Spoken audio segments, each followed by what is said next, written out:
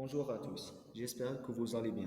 Aujourd'hui, nous allons présenter le projet de fin de cycle intitulé avec étude et conception d'une machine à commande numérique, centreuse de fil 2D. Ce projet est présenté par les étudiants Mami Yassine et Haddad Ali.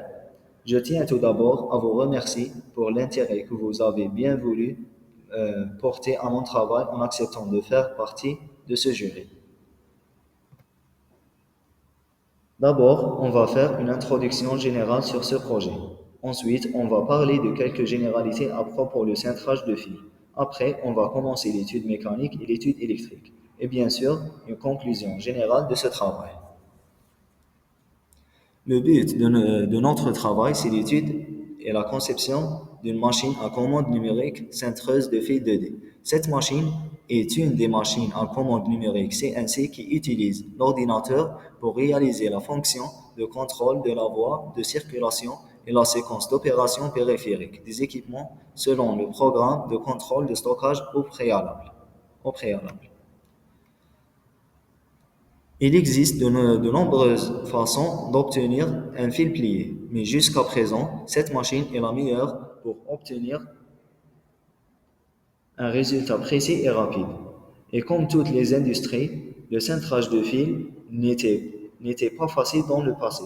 Il demandait beaucoup d'efforts et beaucoup de temps car il se faisait en utilisant les mains ou en utilisant des outils primitifs.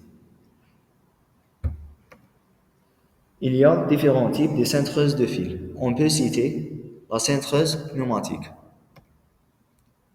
la cintreuse hydraulique et la cintreuse électrique. Et dans notre cas, la cintreuse est de type automatique CNC, qui a aussi deux types, une cintreuse de fil 2D et une cintreuse de fil 3D.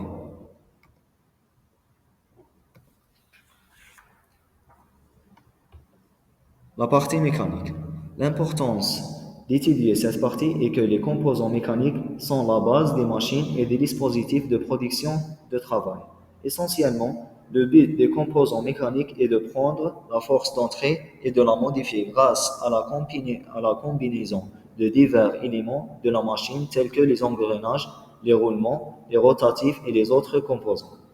Le principe de fonctionnement de cette cintreuse de fil 2D est simple. D'abord, le mécanisme d'alimentation pousse le fil. Ce dernier passe par une série de rouleaux ou redresseurs qui représentent le mécanisme de redressement. Et donc, le fil est acheminé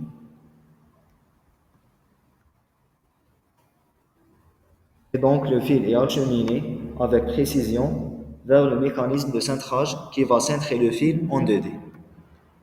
Premièrement, le mécanisme de redressement. Le rôle fondamental du mécanisme de redressement est d'appliquer une contrainte alternative périodique à haute fréquence à faire dépasser au fil la limite de sa déformation élastique. Il est constitué de deux pièces. L'une est horizontale et l'autre est verticale. Chaque pièce est composée de trois rouleaux d'un côté et deux rouleaux de l'autre côté. Voici un modèle 3D de ce mécanisme.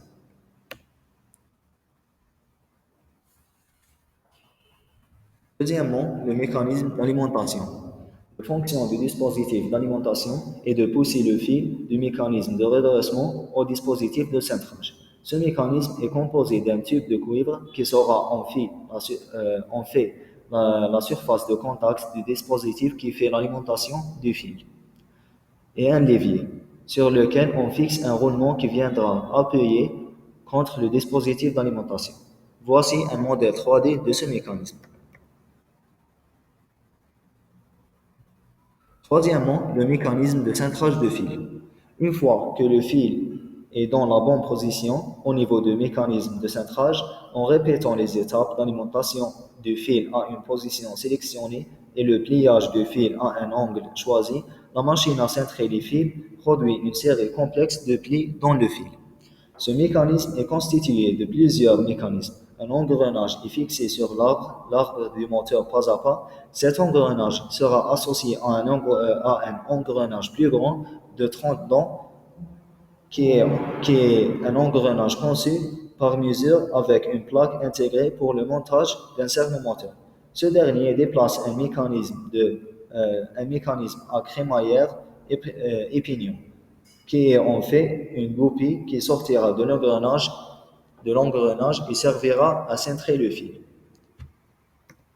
Un roulement est fixé sur l'engrenage et on également ajoute un morceau de tube de cuivre sur la crémaillère qui sera la surface de contact lors de centrage de fil. Voici un modèle 3D de ce mécanisme. Et enfin, voici un modèle 3D de la cintreuse de fil 2D.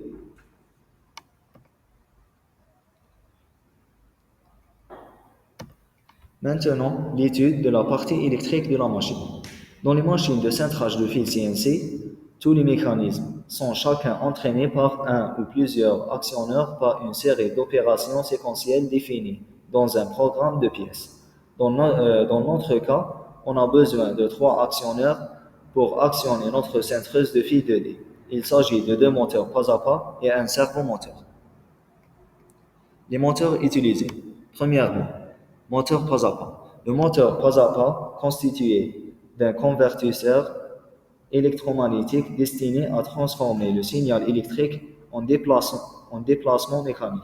Dans cette machine, on utilise un moteur pas à pas NEMA 17 pour le mécanisme d'alimentation et un moteur pas à pas NEMA 23 pour les mécanismes de centrage.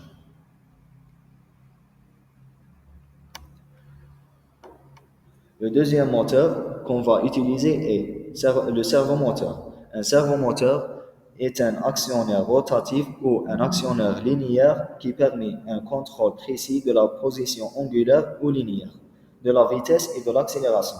Dans notre machine, on a besoin d'utiliser un servomoteur analogique MG996R pour actionner la goupille qui va centrer le fil.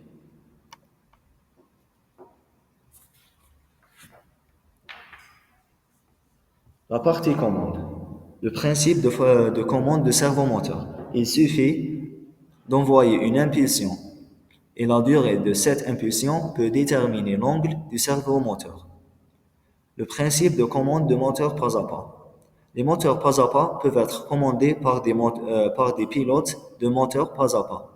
On va utiliser un pilote nommé DRV8825.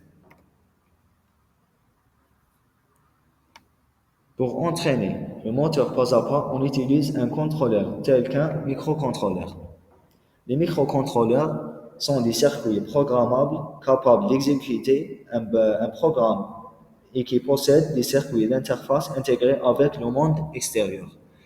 On va utiliser un microcontrôleur STM32 qui est inclus dans la carte STM32 Nucleo F401RE.